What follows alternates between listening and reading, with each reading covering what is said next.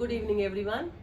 Shivani Sharma, your English teacher, once again in front of you with my new video in tense series.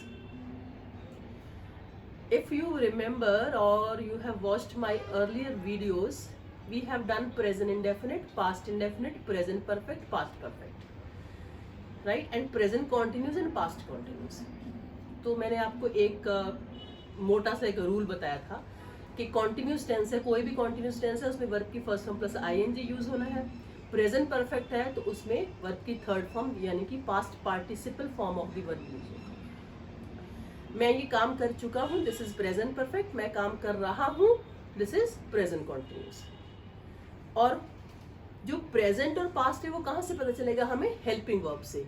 Anywhere, कहीं पर भी, खाली tenses की बात नहीं, कहीं पर भी हम कुछ भी बात देखते हैं तो हम ये जो हेल्पिंग वर्ब से पता चलता है कि ये प्रेजेंट है कि पास्ट है. और वर्ब की फॉर्म से पता चलता है कि कौन सा टेंस है. यानी कि वर्ब की फर्स्ट फॉर्म प्लस आईएनजी का मतलब ही ये है कि कोई ना कोई वो कॉन्टिन्यूस टेंस है. अगर प्रेजेंट के हेल्पिंग वर्ब है तो वो प्रेजेंट कॉन्टिन्यूस है, पास्ट के हैं तो वो पास्ट कॉन्टिन्यूस है. For example, I am sitting here. मैं यहाँ पर बैठी हुई हूँ, अभी भी बैठी हुई हूँ. That means this is present continuous.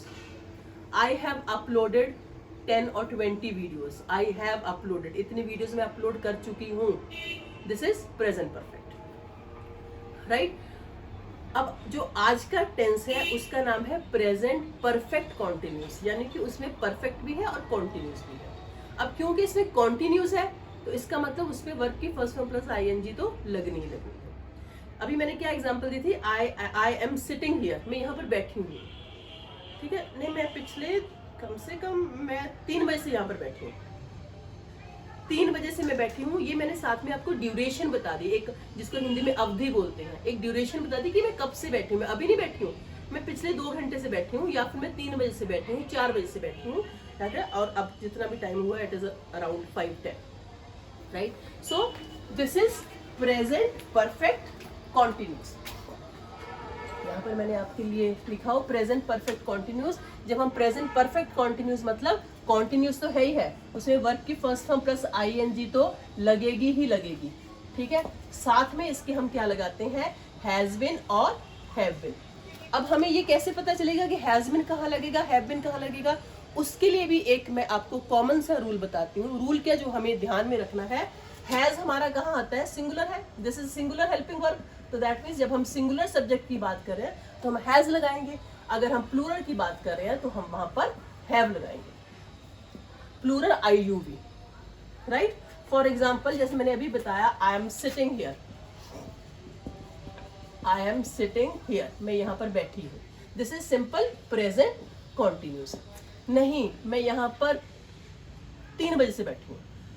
I have been sitting here since 3 o'clock.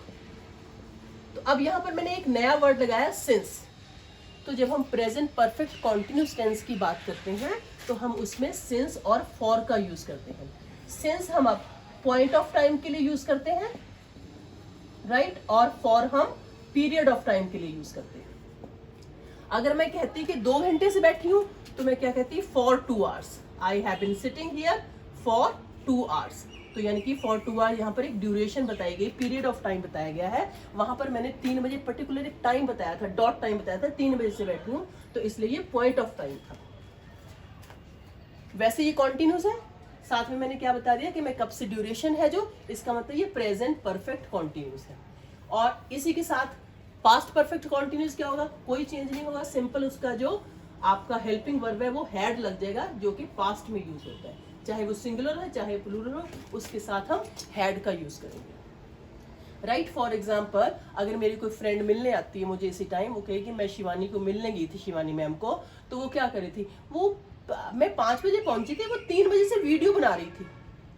वो 3 बजे से वीडियो बना रही थी, तो दैट मीन्स क्या है? तो कॉन्टिन्यूस, लेकिन वो पास्ट में बता दिया. तो that means what? She had been making videos since 2 o'clock या फिर since 3 o'clock. तो यहां पर हमने पास्ट का यूज कर दिया, had been.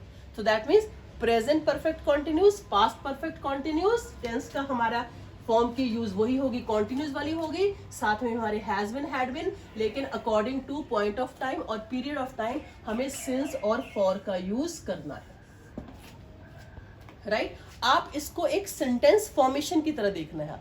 हमें कोई, फिर से मैं कहूंगी, हमें कोई रूल्स याद करने की जरूरत नहीं है। आप ऑटोमेटिकली जब हम प्रैक्टिस करेंगे किसी चीज़ की, किसी लैंग्वेज की हम प्रैक्टिस करते हैं, तो वो हमारे that becomes a part of our language, अपने आप हमारी कन्वर्सेशन में वो आना शुरू हो जाता है। बस आपको इतना याद रखना है कि सिंस जो है पॉइंट ऑफ टाइम और फॉर जो है पीरियड ऑफ टाइम के लिए यूज होता है। अभी मैंने क्या कहा, दिस इज कॉन्टिन्यूस। अगर सपोज जो है, अगर सपोज मैं ये कहूँ कि मैं ज़्यादातर मैं मॉर्निंग में वीडियोस बनाती हूँ। Usually I make videos in the morning, right? But today I am preparing it in the evening. आज मैं शाम को बना रही हूँ। This is present continuous, right? वो सुबह भी की बात हो गई और शाम की बात हो गई। लेकिन अगर मैं साथ में ये कहूँ कि I have uploaded many videos on YouTube, so that means this is present perfect tense, right? Or I have been uploading videos since 2021, तो दैट मीन्स वहां पर मैंने एक फिर से पॉइंट ऑफ टाइम का यूज करिए कि मैं लास्ट ईयर से वीडियोस बना रही हूँ यूट्यूब के लिए, तो वो कौन सा यूज हो गया, प्रेजेंट परफेक्ट कॉन्टिन्यूस। इसी के साथ अगर मैं कॉन्टिन्यूस टेंस को छोड़ के अगर मैं ये कहूँ कि आज अभी तो मैंने वीडियो बना ली है, एक मैं शाम को भी बनाऊंगी, आज तो मेरे पास बहुत टाइम है, today I am going to make one more video in the evening, I am going to make one more videos. तो जो मैंने गोइंग टू का यूज किया है वो आपका फ्यूचर टेंस में आ गया। तो यानी कि अगर हम फ्यूचर टेंस की बात करते हैं, वैसे फ्यूचर टेंस में आपको किसका यूज करना है, विल शैल का। आपको वैसे ये पता होगा अगर आप थोड़ी सी ग्रामर पढ़ते हो, विल शैल के साथ हमेशा हमारी कौन सी लगती है, वर्ब की फर्स्ट फॉर्म। शैल का यूज है जब मतलब जब हम बच्चे होते थे, हम स्टूडेंट्स होते थे, तब शैल का यूज होता था जिसको हम फर्स्ट पर्सन के साथ यूज करते थे। लेकिन अब जो with the passage of time, with the period of time, जो शेल का यूज है वो एक तरह से खत्म हो गया, बहुत कम यूज करते हैं। सिंपल हमारे फ्यूचर टेंस में विल का यूज होता है, राइट? विल एक, अभी मैंने क्या बताया कि today I will make one more video, आज मैं एक और बनाऊंगी। Today I will explain future tense, ठीक है? आज हम फ्यूचर टेंस एक्सप्लेन करेंगे, आज हम फ्यूचर टेंस को डिस्कस करेंगे। यहां पर मैंने सीधा विल का यूज किया। We will discuss continuous tense also, continuous tense भी हम यूज करेंगे। ये एक सिंपल आपका फ्यूचर है, फ्यूचर टेंस है कि हम ऐसा करेंगे। दिस इज फ्यूचर इंडेफिनिट जिसको हम सिंपल पास्ट बोलते हैं। इसी फ्यूचर में एक जो मैंने अभी सेंटेंस आते हुए बोला था, वहां पर हम गोइंग टू का यूज करते हैं। गोइंग यहाँ पर एक मेन वर्ब नहीं है, सिंपल ये फ्यूचर टेंस के, इसको गोइंग टू फॉर्म भी कह सकते हैं, गोइंग टू फॉर्म ही कहेंगे, ठीक है? Today I am going to, tomorrow I am going to meet my friend, tomorrow I am going to discuss one more topic with you, right? I am going to discuss one more topic with you. Discuss यहाँ पर main verb है, तो लेकिन यहाँ पर मैं future की जब बात कर रही हूँ तो हम कई बार विल शैल को छोड़ के हम गोइंग टू का भी यूज करते हैं, राइट? आज मैं थोड़ा सा इसमें एक मिक्सचर सा बता रही हूँ ताकि आपकी थोड़ी सी रिवीजन भी हो जाए पहले की भी, और आपको ये नए वाले टेंस भी क्लियर हो जाए। क्योंकि मैं आपको हमेशा बताती रहती हूँ कि हम एक एक टेंस करके तो हमें आ जाते हैं, लेकिन जब हम इसका कलेक्टिवली यूज करते हैं, जब हम लैंग्वेज में यूज करते हैं, तो हम बहुत बार मिस्टेक्स कर जाते हैं। बहुत बार क्या, अक्सर हम मिस्टेक्स कर जाते हैं, राइट? अक्सर किसको कहते हैं, usually. Usually I work in NCR, ज्यादातर मैं एनसीआर में काम करती हूँ, ठीक है? दिल्ली, फरीदाबाद, गुड़गांव, जो भी है आपका। यूजुअली, आमतौर पर, I work, this is present indefinite. लेकिन आजकल पिछले 2 महीने से मैं कहाँ पर काम कर रही हूँ, सोनीपत में काम कर रही हूँ। But these days I have been working in Sonipat for 2 weeks. मेरी राइटिंग आपको समझ आ रही होगी वैसे, लेकिन मैं साथ में बोल रही हूँ, उसको भी सुनने की कोशिश कर रही है। तो यहाँ पर हमने किस मतलब what is the distinction between present indefinite and present perfect continuous, कि जनरली जो है मैं काम करती हूँ दिल्ली एनसीआर में करती हूँ, लेकिन पिछले कुछ 2 हफ्ते से मैं सोनीपत में काम कर रही हूँ। आप अगर कन्वर्जेशन उसमें फॉर्म में देखेंगे तो हम एक हमारी आदत होती है, ह्यूमन बींग्स की नेचर है हमारी, कि हम ग्रामेटिकली बहुत कुछ गलत बोल देते हैं, राइट। और उसको हम स्पेशली इंग्लिश लैंग्वेज में हम ये सोचते हैं कि सब चलता है। मैंने पहले भी कहा था हमें नहीं चलाना है, लेकिन हम जनरली अगर हम आम भाषा में बोलेंगे, कहेंगे आजकल मैं कहाँ पर काम कर रही हूँ, आजकल मैं सोनीपत में काम कर रही हूँ, ठीक है। तो I am working in Sonipat, लेकिन हमने साथ में ड्यूरेशन बता दी है, ठीक है, इसलिए ये प्रेजेंट परफेक्ट कॉन्टिन्यूस हो गया। That means I have been working in Sonipat for 2 weeks. अगर होता सिंस अक्टूबर, हाँ पिछले अक्टूबर से काम कर रही हूँ, तो मैं साथ में क्या लगाती, सिंस अक्टूबर, सिंस नवंबर, क्योंकि यहाँ पर हमें पॉइंट ऑफ टाइम दिया होगा और वहाँ पर हमें एक पीरियड ऑफ टाइम दिया गया। तो आपको जब टेंसेस करने हैं, टेंसेस की प्रैक्टिस करने हैं, तो आपको हमेशा ये एक कलेक्टिव फॉर्म में आना चाहिए, आपको उनका यूज करना आना चाहिए, और तो आपको एकदम से शफलिंग ऑफ सेंटेंसेस जो है आपकी होनी चाहिए, ठीक है।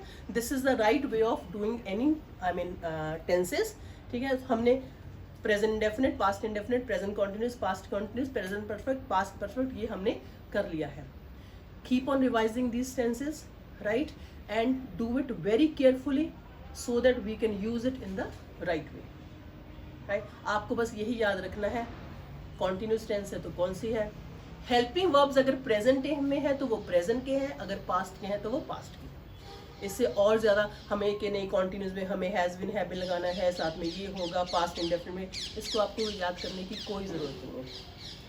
अगले टॉपिक की मैं थोड़ी सी आपको इंट्रोडक्शन देती हूँ कि जब हम एक्टिव पैसिव करते हैं, ठीक है, एक्टिव पैसिव जिसको हम वॉइस भी बोलते हैं, उसमें हमेशा कोई भी वॉइस करेंगे उसमें हमेशा हम past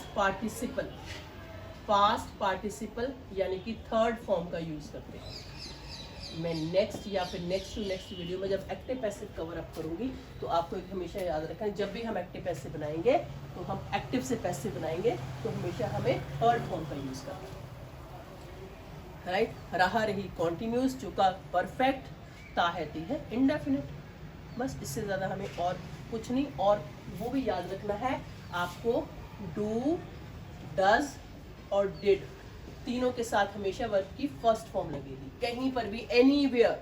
do, does, did means verb की फर्स्ट फॉर्म, लेकिन डिड का यूज हम पास्ट इंडेफिनिट में करते हैं, डू और डज का यूज हम प्रेजेंट इंडेफिनिट में करते हैं, जिसको हम सिंपल इंडेफिनिट भी, सिंपल प्रेजेंट भी बोलते हैं।